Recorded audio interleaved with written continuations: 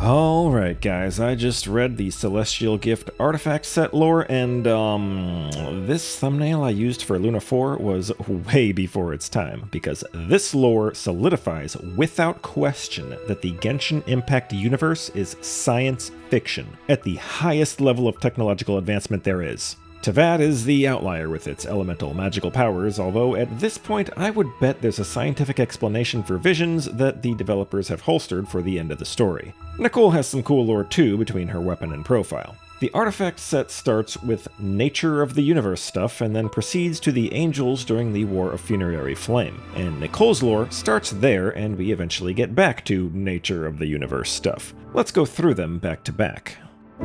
The 5 pieces of the artifact set tell 2 different stories. Starting with the flower and then the sands, we learn the history of the Voyager. Then, in the Goblet, Circlet, and Feather, we have the lead-up to the War of Funerary Flame from the perspective of the Angels. So, if you want to give it a read on your own before continuing the video, that's the order, because I'll just be giving a summary of them before discussing the lore implications. So, let's get to it. We start in the early days of the universe, when the first race of intelligent life learned to explore outer space. This continued for billions of years, and this race truly mastered interstellar travel, set up stargates, and could adventure through seemingly the entire observable universe. But then we have this line, the fate of the cosmos being severed thread by thread, and giants and dwarfs meeting the same end. You might be thinking of the fantasy races, but no, we're sci-fi now. It's talking about red giants and red dwarfs, which are the largest and smallest classifications of stars, respectively. But what does it mean by severing threads of fate? Is this the abyss? Let's continue. The next section describes the destruction. Civilizations being erased and entire galaxies evaporating into a void. We have a mention of the firmament, but in this context it's probably just referring to the common usage, in which it's just another term for outer space. The descendants of that first civilization spent millions of years trying to counteract this destruction, to the point of conquering time and space, which seems to mean they had the technology of time travel and the ability to go anywhere in the entire universe at will. Out of fear of what was coming, they then shut down their stargates and retreated to a cosmic void to hide, which is a region of the universe completely devoid of galaxies. They conducted their research from there, scouring all of space-time to find a solution, including the very end of time itself. They found nothing. The universe gets destroyed by whatever this force is, and nothing can stop it.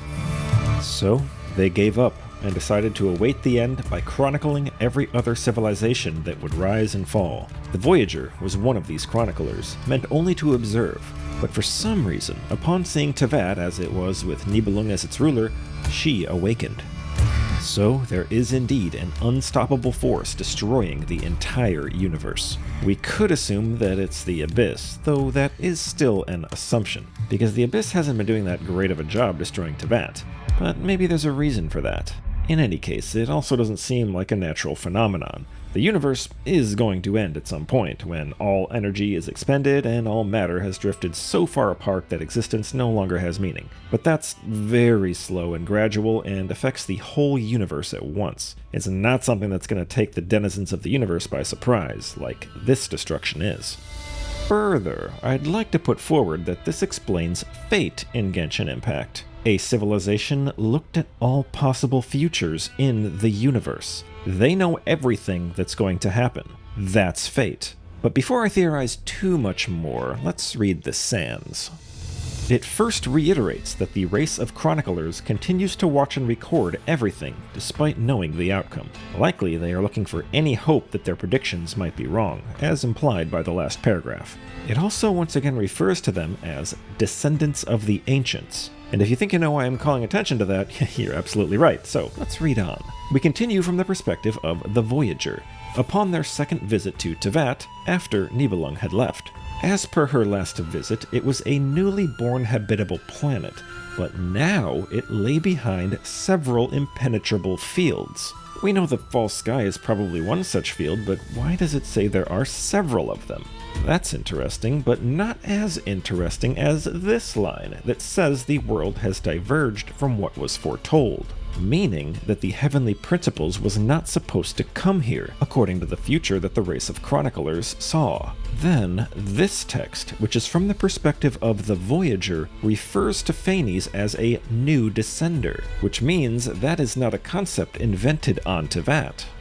Let's theorize. This is a crack theory at this point, but what if descender is another word for descendant of the ancients, aka a being from that original civilization that conquered time and space? And Phanes is one of them, who broke their laws of non-interference and decided to take over a planet, after getting some new idea of how to outlast the destruction of the universe. That would explain how Phanes is so powerful, being able to manipulate time and space, create the Shades who can do the same, create the false sky, anchor the fate of Teyvat, and so on. It would also explain how his actions could diverge from the fate that the chroniclers foresaw, because he saw it too, and is intentionally trying something different. And lastly, if we tie it back to the idea of primordial human being another term for descender, that would mean that the race of chroniclers are humans, and specifically the original humans who first colonized the universe, making them primordial. Like I said, a crack theory, and there's still some major things it doesn't explain, like the other three descenders of Teyvat. This would mean Voyager has to be the second descender by definition, when it didn't seem to be the case. It also raises the question of what the third descender was even doing on Teyvat, and it still doesn't explain the original mystery of descenders, which is why Traveler is one but the twin is not. So it needs a lot more work to be a good theory, but it popped in my head so I figured I'd mention it. Let's move on to the second story told by the artifact set. I'm not going to spend too long on it because it honestly doesn't present much new information. The Goblet talks about how the people of early Teyvat were getting more and more advanced, to the point that they thought they could challenge the heavens. But the Heavenly Principles wasn't going to stand for that, and doesn't tolerate those who stray from fate. Then in the Circlet, we hear of the first angel's plan of rebellion. Most of it is the speech that she gave to the other angels in order to rally them against the Heavenly Principles. One interesting line is that a pale star burns beyond the false firmament, because until now, pale star has always referred to the Tsaritsa. Maybe this hints at a connection between the Tsaritsa and the first angel. It could also have something to do with the Voyager, as the body she possessed is said to have star-shaped pupils. But who knows? Lastly, the feather gives us the first angel's final speech before losing the War of Funerary Flame. There's a line about her asking the Voyager to leave Teyvat, but previous lore indicates that didn't happen. And then we have the end, where she supposedly will be bound for 10,000 years, but we already know that's not true because she was trapped here in Amsvartnir and has since escaped. So let's talk about Nicole now. We'll start with her weapon lore, Angelos Heptades. The biggest revelation from the weapon lore is that Nicole was the youngest angel, the baby sister of all the other angels. We even have a reference of Nabu Malakata gifting her some perfume when she was a baby. And Sibylla played her songs or something. I don't know what this means exactly, but she was there. It also mentions Azurlight as something that makes up their cradle. Azurlight is Skirk's signature weapon. So what does Skirk have to do with this? Probably nothing, but the description of Azurlight is another speech given by the first angel, so it's probably her sword, or maybe the Voyager's sword. And Azurlight here is a reference to some celestial material. Maybe this blue stuff? Who knows? Anyway, when the angels rebelled, they specifically sequestered Nicole away in a safe place, because they didn't want their baby sister to have to fight in the war. That's why she survived, and possibly why she doesn't seem to have been punished as severely as all the others. It concludes with mentioning that she met Alice, and that's when she finally started to be happy and positive again. Let's get into her profile text. Her character details all the way through Character Story 5 are a single story that she is telling to the other members of the Hexen Circle. The details are the intro before she starts it. In Story 1, we have the first angel talking to Nicole. She tells of how the angels taught humanity to use fire, weave ropes, and pursue their dreams. But then, she says, some people used the fire to kill each other, some used the rope to try to reach the heavens, and some used their wisdom to shed their forms to delve into the sea and pursue dreams that could lead them beyond the world. In all 3 cases, the heavenly principles punished them. All 3 might be references to actual named cities in the game. That third one is probably Meropis, the city that used to be where Remeria was. The second mentions building an upside-down tower to reach the heavens, which is interesting. The first one apparently destroyed itself before they were punished, so maybe we'll never know what it was. The point was to teach Nicole that the laws of the heavenly principles are not to be tested. Stories 2 and 3 are about a human girl who repeatedly came to Nicole for answers. This girl was the smartest person Nicole had ever met, and always asked the most advanced questions. Other humans were afraid of her because of it, and even tried to throw her in prison, but eventually decided it'd be better to let her continue to talk to Nicole. This made Nicole happy, because as the youngest angel, most of the other angels had already given everyone the guidance they needed before she came along. So, a person finally coming to her for answers was a chance to use her gifts. There's also a nod toward Tsebai and how skilled a teacher she was. But finally, a long time later, the girl posed a new question. What purpose does this world serve? Stumped by the question, Nicole thought for a while before realizing that her connection to the heavens was severed. At this moment, the War of Funerary Flame had begun, and Nicole caught a glimpse of it outside. She desperately tried to get everyone she could to safety. The survivors could take nothing with them and had been living in luxury for so long that they didn't know how to survive without their technology. So Nicole figured she'd teach them. But the aftermath of the destruction made the land and soil unfit for life, and Nicole didn't know what to do about it. And I'm pretty sure the implication here is that everyone she tried to save died anyway, the last to go being that girl. Story 4 is about the punishment of the angels after the war. They all had to give up something, and this paragraph calls out specific examples without naming them. The first sentence, as we learn later, is Ursa the Drake. The next is All Seeles. The next is Sibylla. The next is Nabu Malakata.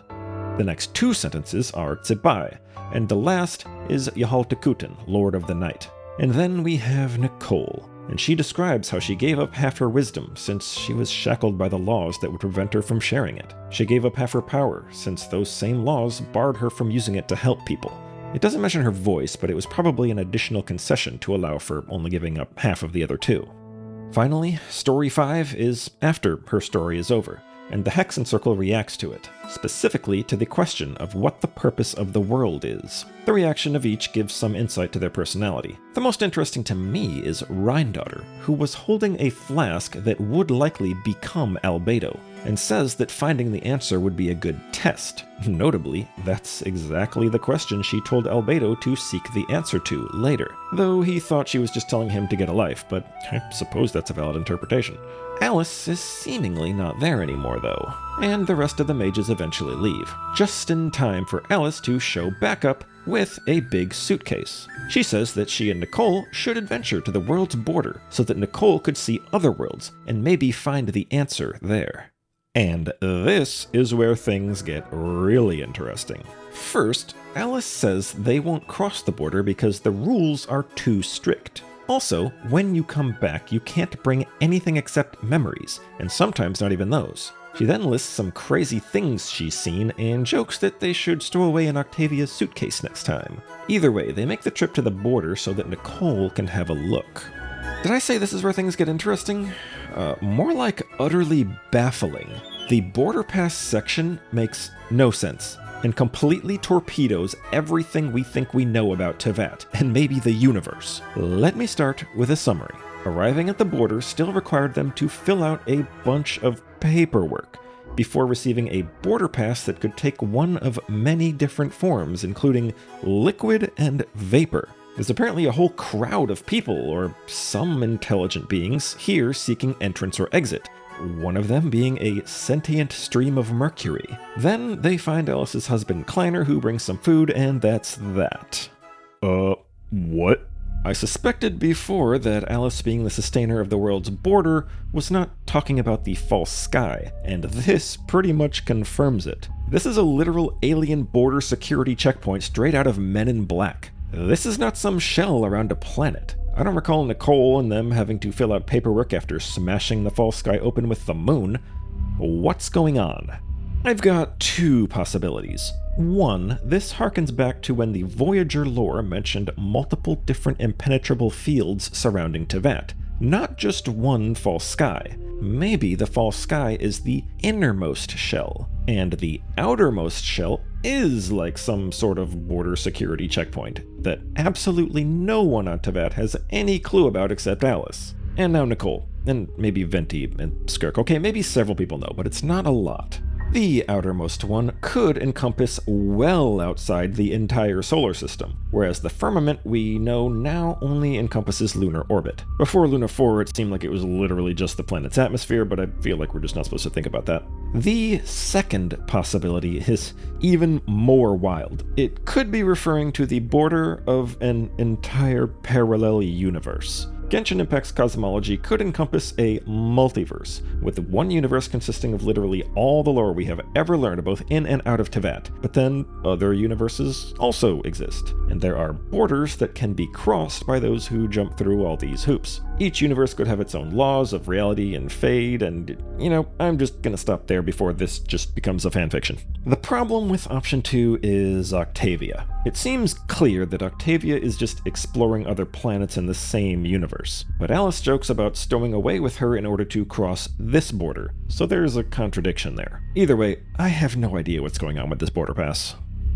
Let's jump back to something we can understand, with Nicole's vision entry. This reiterates that gods came about after the angels were gone, and had a different relationship with humanity. The angels were like everyone's best friends and mentors, whereas gods were, well, gods, to be revered and obeyed, and not to be questioned. It then implies that visions became a thing after the gods were empowered, that having a vision is a journey meant for mortals with an inevitable end, and it doesn't sound like it's a good end. It implies that the final outcome involves returning to the light, which Nicole is drawn to do anyway. Venti first tells us that vision bearers can become gods, but maybe it's more likely that they just get absorbed by the heavenly principles in an effort to heal them. Just a fun thought. In any case, Nicole wanted a vision just to be seen as human. After having a chat with the Lord of the Night about it, she decides to do everything she can to integrate herself with humanity, and it worked. Eventually, she got her vision, and with it, proof that her creator now considered her human,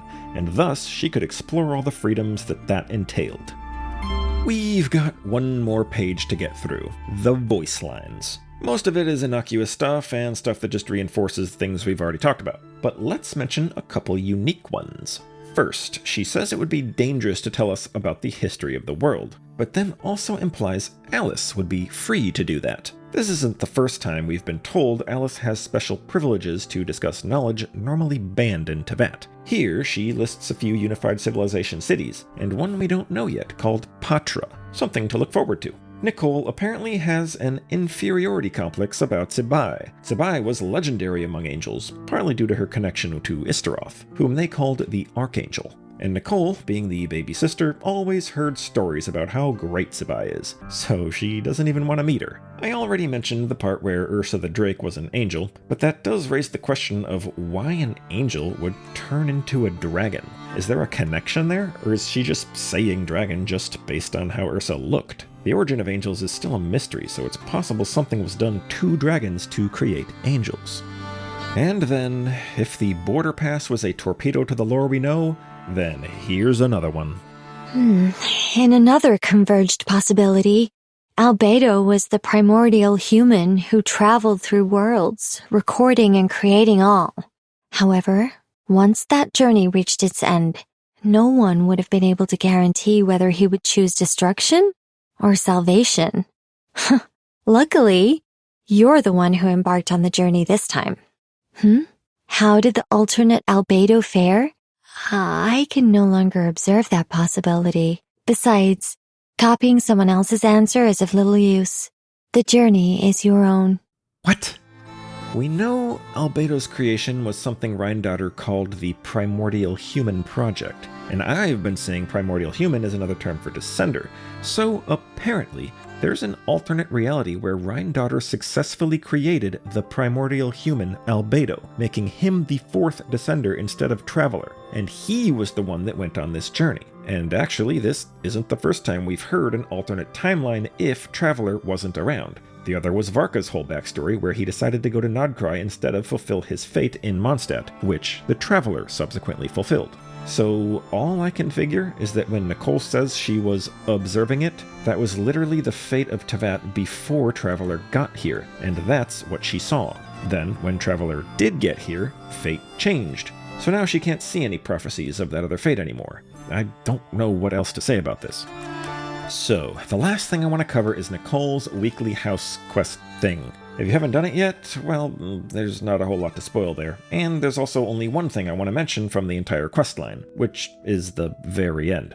But still, it's not much of a spoiler. Anyway, I actually missed this on my playthrough of it, because if you do this Nicole Observe interaction, then NPC Nicole disappears and you can't talk to her again. And I did them in the wrong order, so I can't show you the quote as background footage. Luckily, we have the wiki. So, this place we're in looks identical to the Temple of Space. I thought that was weird, but then this interaction that I missed confirms that this whole area is a creation of Nicole's memories, so it's not actually the Temple of Space. But she also says that we can't find this scenery anywhere else, so apparently she has no idea that we can just go to the Temple of Space whenever we want. Anyway, I thought that was funny.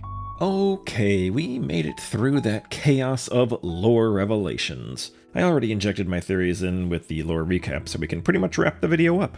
I know some people hate when lore creators do that, but I don't know, I just write the scripts in the way that I feel flows the best, and sometimes it just works out that way. For a world quest like the Temple of Space, it makes more sense to recap the quest and then start theorizing. But for lore reading of multiple different items and profile sections, it flowed better just to go back and forth between lore entries.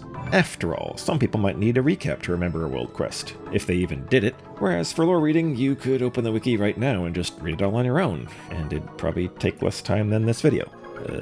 Yeah, anyway, thanks so much for watching though, I'm glad you came here instead of doing that. If you want to hear me yap about lore some more, feel free to subscribe. I suspect my next video will be about whatever happens in Luna 8, and I got a feeling it's gonna be a big one, so look forward to that. I know in my last video I hinted out another lore video about the Dottore and Pantalone stuff, but I think I'm actually gonna save that for later. I feel like it would hit harder maybe after we get to Snitsnaya and have to deal with the Harbingers on their home turf. Maybe then a discussion of the things we know about Pantalone will be just the video we need. Thanks again for watching, and I hope to see you in the next one.